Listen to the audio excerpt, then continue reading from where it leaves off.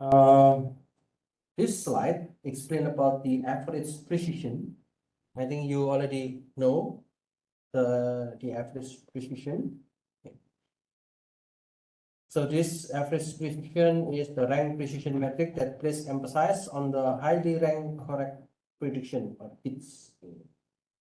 So essentially, it is the average of precision values determined after its successful prediction. So I think you already know how to calculate this one. Just a little bit review. So the average prediction, the average precision is if it is the recommended items, rank number 1, 2, 3, 4, 5, then we can see this is the hit. If it is the hit, this is 1 divided by 3. It means we have 3 that correct based on the recommended items. And then the first is 1 among the 2, and then 2 among the 3, and then 3 among the 4. Okay, so you already know how to calculate this one. What about this? Same, we have 3 hits, so 1 divided by 3. The first item is hit, and then the second item is in the rank number 4, and then the third item is in the rank number 9. So this is the average precision.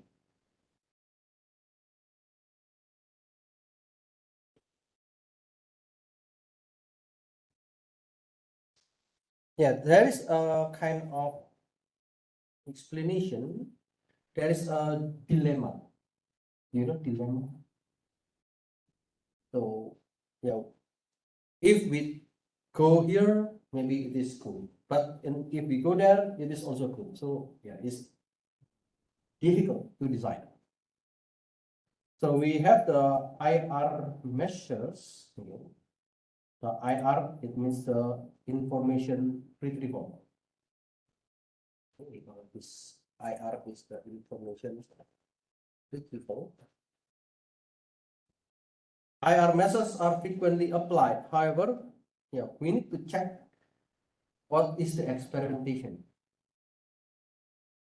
whether it is offline or it is online. If it is offline, we can just use the rating, we can use the transaction data. But if it is online, we need to understand the feedback.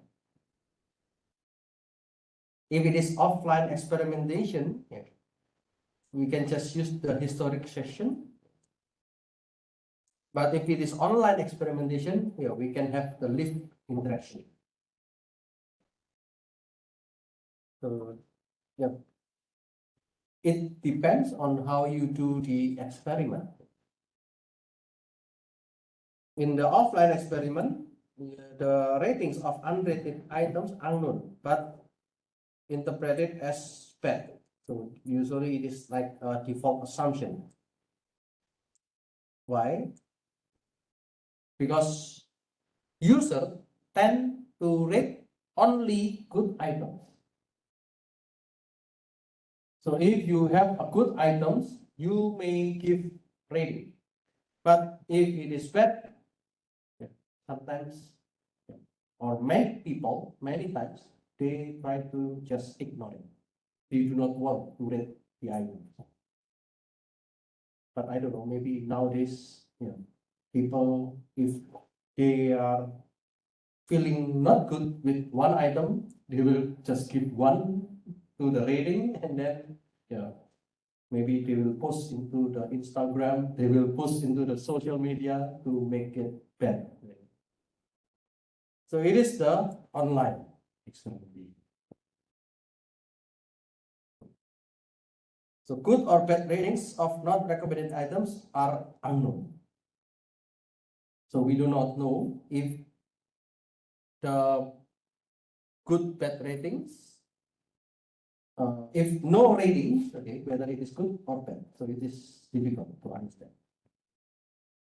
If default assumption does not hold, so true positive may be too small, false negative may be too small. Okay. Sometimes we have this kind of assumption. But in the online experimentation, false or true negative cannot be determined. In the offline experimentation, precision may increase and recall may vary. In the online, the precision is okay, recall is questionable. So there is no good or bad in this kind of information retrieval. So we can just do with what we already have, especially in the our data. If you do with your team project later, of course it is based on data. So just try to analyze the data and then consider what metrics that is best for your data. So results from offline experimentation have limited predictive power for online user behavior. So if you already have this offline experimentation, usually it is good only for offline. If you have the data in online experimentation, it is good only for the online experimentation.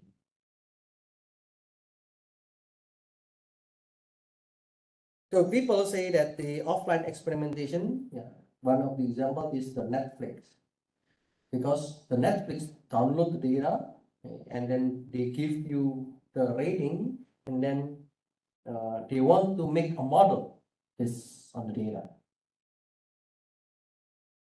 So they have some kind of historical data set,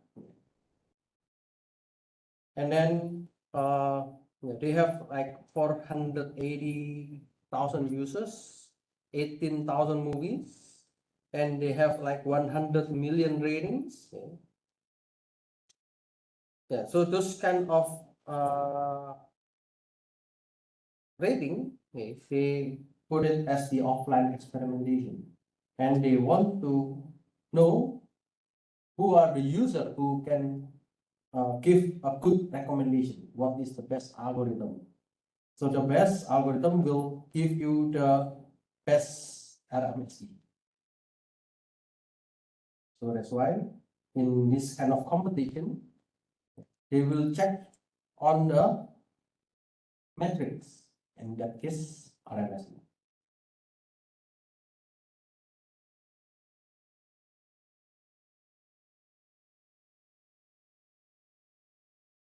So the analysis of results, it can be varied.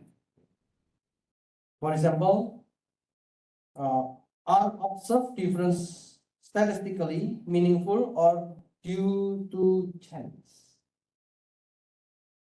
What does it mean? So when you try to propose a new method, let's say you have the algorithm 1. The algorithm 1, the RMSE is, for example, 0.8. And then your algorithm, let's say algorithm 2 is your algorithm, and the RMSE is 0.78. Is it better? We can say yes, it is better because the value is lower. But is it really statistically different? You know, in the statistic, we have the statistical test. Okay. So in the statistical test, we can check whether the difference is significant or not. So if it is significant, is it truly significant, or it is just by chance? So when we do with that kind of statistical test, the standard procedure for testing the statistical significance of two deviating metrics is the pairwise analysis of variance, or ANOVA. And usually we have the null hypothesis. I forgot to quote it. So the null hypothesis, it means the observed differences have been due to chance. So if the outcome of the test statistic rejects H0 or rejects the null hypothesis, then significance of finding can be reported. So there's another kind of test to know whether it is due to chance or not. And also we need to check this practical importance of differences. So if you have the RMSE difference, the existing algorithm is 0.8 and your RMSE is 0.78. Is it really different in terms of the practical? The size of the effect and its practical impact, and the external validity or generalizability of the observed effect. It means if we have the RMSE smaller than the existing algorithm, can we say that it is applicable? Applicable means whether person who got the recommendation will trust your recommendation. Person who got your recommendation will select the items that you recommended. So that's more important. But again, this is difficult to check.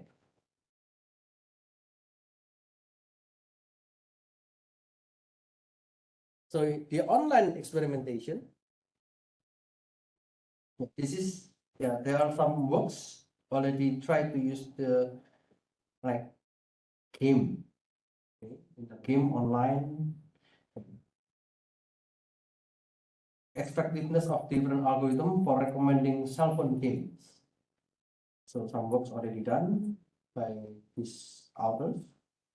So they try to gather 150 users on a commercial mobile internet portal. So when they have the internet games, and they try to recommend, and they try to compare. So a random assignment of users to a specific method. So they have algorithm 1.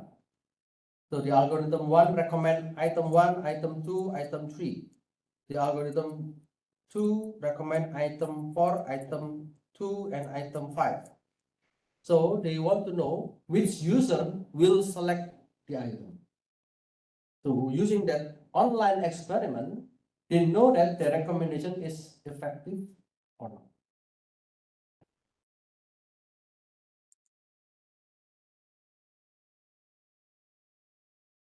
Some other idea to deal with the analysis of the results is using the experimental design. In our department, we have one course about experimental design. So in the experimental design, there are some works. So a representative sample, like say this is also based on the previous one, based on the research by Janak and Hickley. So there are 155 customers extracted from visitors to site during the evaluation period. And then they split the customer into 6 groups. So approximately is this customer. And then care was taken to ensure that the customer profiles contain enough information or ratings to all variants to make a recommendation. And then groups were chosen to represent similar customer segment.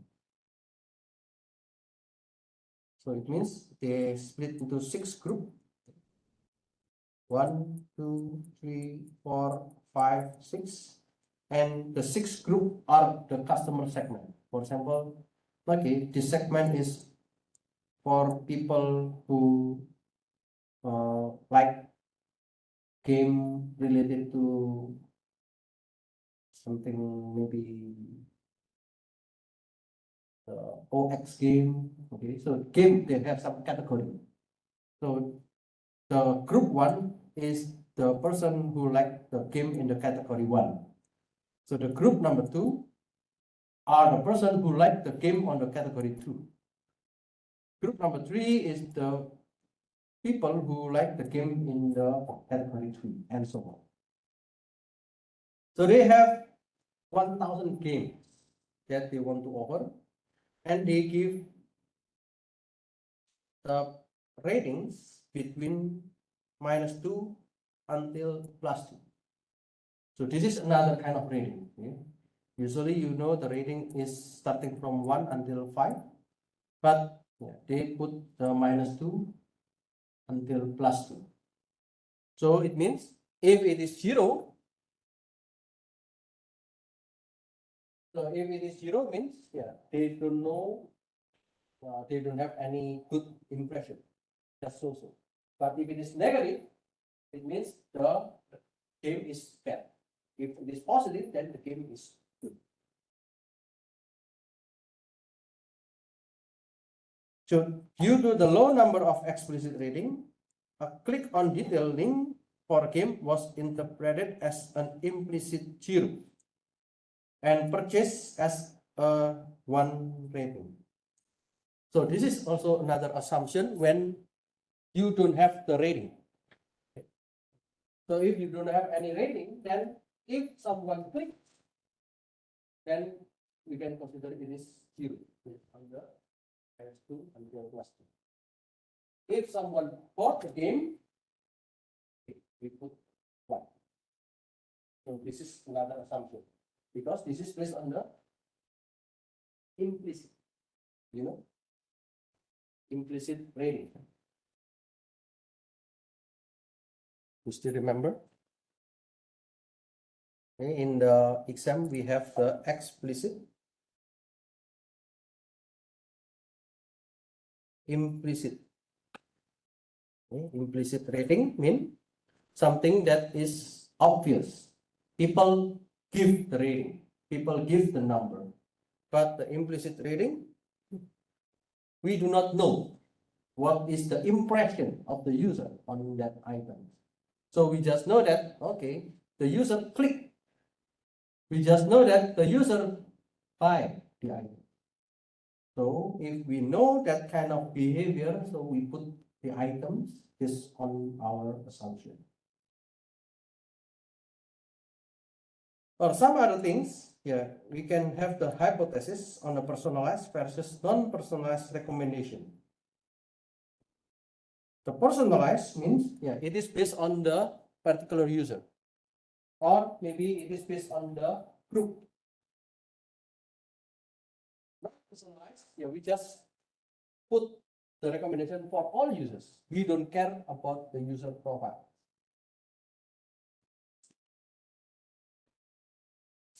You can just look at the increased conversion rate. It means the share of users who becomes buyer. So once we recommend, we want to know whether the recommendation is effective or not. If the user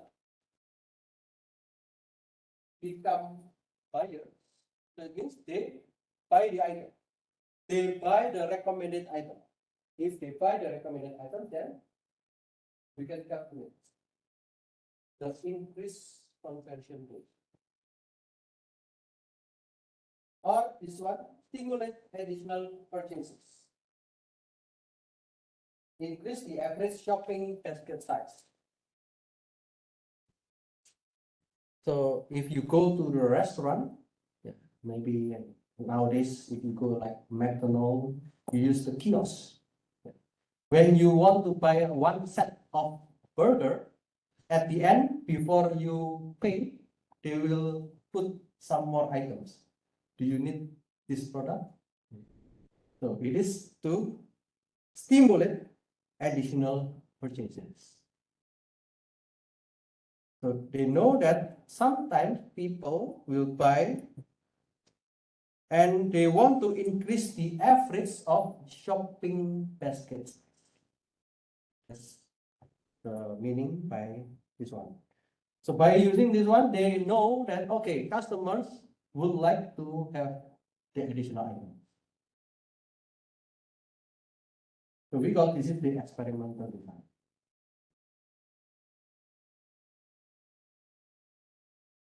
There are some other kind of research, we call it the non-experimental research.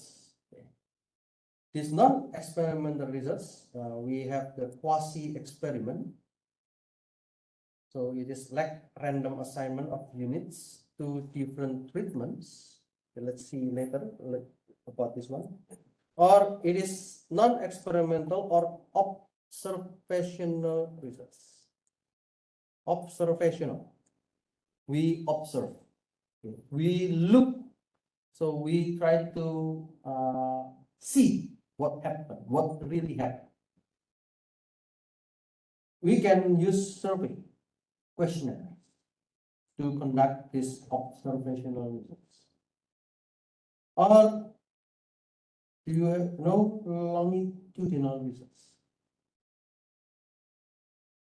This longitudinal research means it is the observation over long period of time. For example, customer lifetime value or returning customers. For example, if you go to, I like to shop in one shopping mall. Okay, let's say Imart. I like to shopping in Imart. So sometimes I go to Home Plus, sometimes I go to Lotte Mart. But I frequently go to Imart. So Home Plus suddenly give me message. You never return to Home Plus. So we have special discount, something like that. So it is like the longitudinal research. They want to know if they give the promotion, whether I will return back to the Home Plus or not. So this kind of longitudinal research, it is very long, usually like 1 year, 2 years. And it's also happen a lot in the hospital. In the hospital, you want to detect some disease. So it takes a lot of time. Case study. It focuses on answering research questions about how and why. So for example, answer question like how recommendation technology contributed to Amazon.com becomes the world's largest book retailer. So if we have this kind of question, we just have only one particular website, for example, Amazon. Focus group. Focus group, usually we do the interview. So we gather some people, we do interview at the same time with the same questions. Think aloud protocols. Think aloud protocols means, we call some panel, some experts, and then we have like 1 hour, 2 hours discussion and give some feedback. So all those are in the non-experimental research.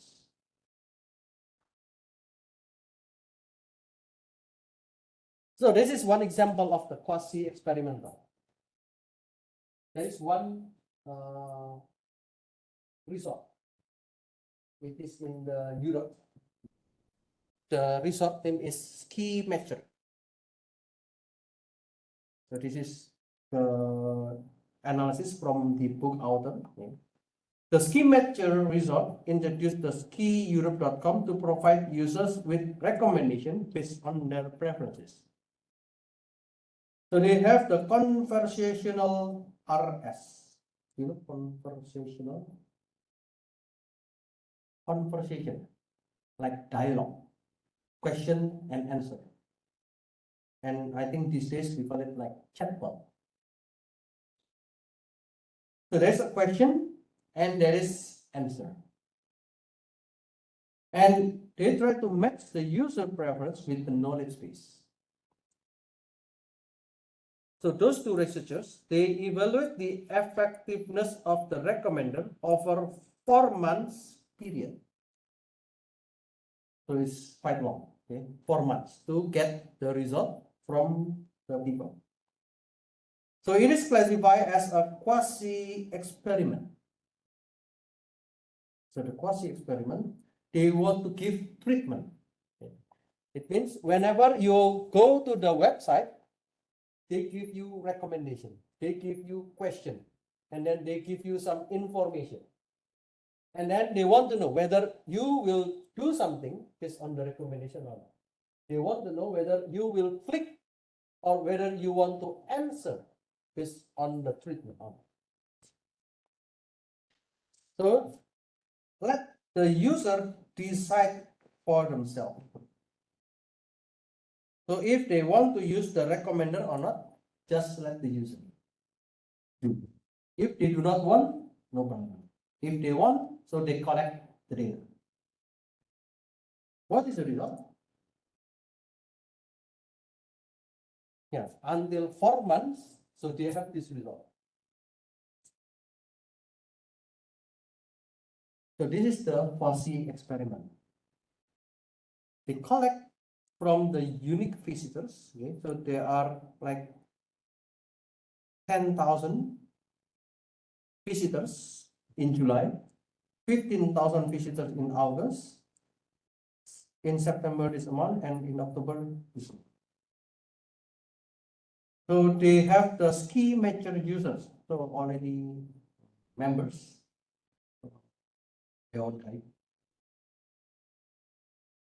chart, okay. And this is non-ski mature user. And okay, those are the members, or those are the people who want to get the proposals. So they want to get the recommendation. They want to get the programs. Okay, there are 272. And most of them are non-ski mature users, so not member. So non-member want to get the proposal compared to the member. Okay, if you look at this profile, then maybe new members or unknown members, they want to know what are the good programs of this result. And after they get the proposal, so they try to measure the conversion. The conversion means, okay, after the ski maker website give recommendation, what happened? Okay, some ski maker users, they buy. Some ski maker users, they use the recommendation. For the non-ski maker users, only 2% who take the recommendation. So it means they try to measure those numbers. They want to know the effectiveness of their recommendation. So by using this one, they can look at the profile increment in conversion. So after they give recommendation, whether it is effective or not. So if it is not effective, then they will change to another algorithm. But in 4 months, they can see that, okay, there are a high increment, like 300%. It is 300%, 400%, 400% of increment. Then it means the recommendation affect their user membership.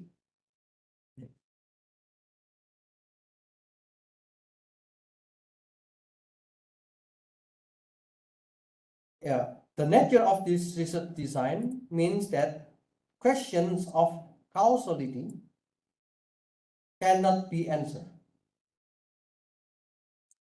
The causality means the reason.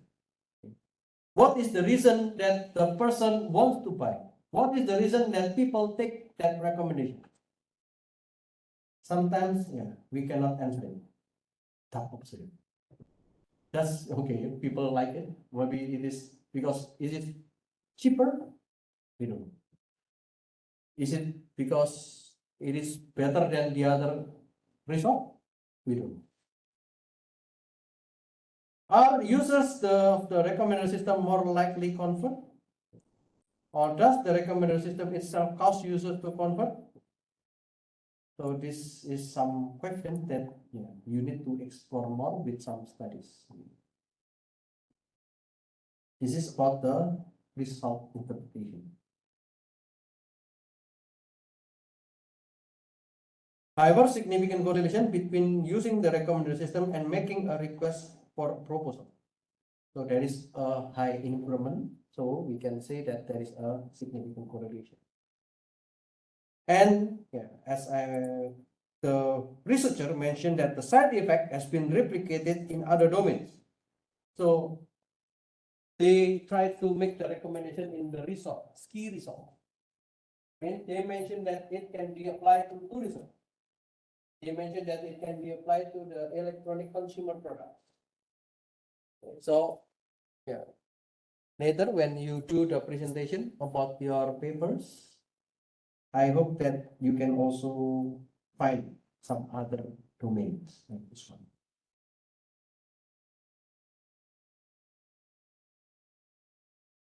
Okay, I think the remaining is only just the description.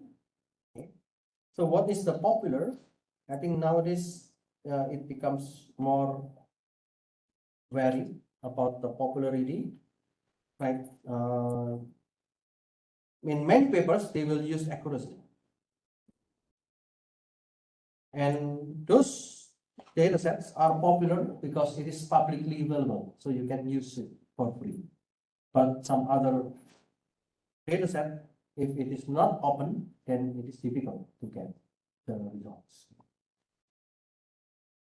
The most popular measure for accuracy, precision recall, and MAE, RMS.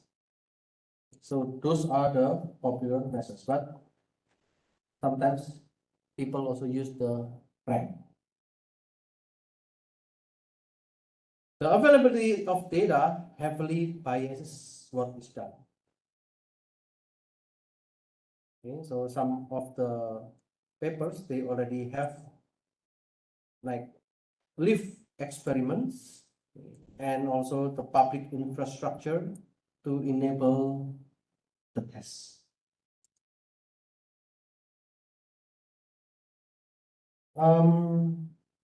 If you want to do more research on the recommender system, you can use some survey paper. Okay? So there are many survey papers in the recommender system. Okay, I will skip this one. So in this section, we discuss about the metrics and how to do the research on the recommendation system. And of course, those research are for the research purpose. In the research purpose, it is to evaluate the recommendation techniques. And it focuses on how to perform empirical evaluation based on the historical data. If we have the history data, we use that one and we do some experiment. And there are some discussion about different methodologies and metrics. So in this section, we focus on the metrics. It is to measure the accuracy or the coverage of recommendation. It is the overview of research design, which commonly used in practice. From a technical point of view, measuring the accuracy of prediction is well accepted evaluation goal. It means, accuracy is good. Okay. So accuracy is always available. But other aspects that may potentially impact the overall effectiveness of recommendation system remain largely underdeveloped. So people still try to develop more metrics. So if you look at your papers, please don't be surprised if you can read new metrics. Okay. There will be new metrics to understand the recommendation system. And the new metrics have not been explained here. It may be available. So there are still many opportunities to do the research in the recommendation system. Okay, that's all about the metrics. Any questions?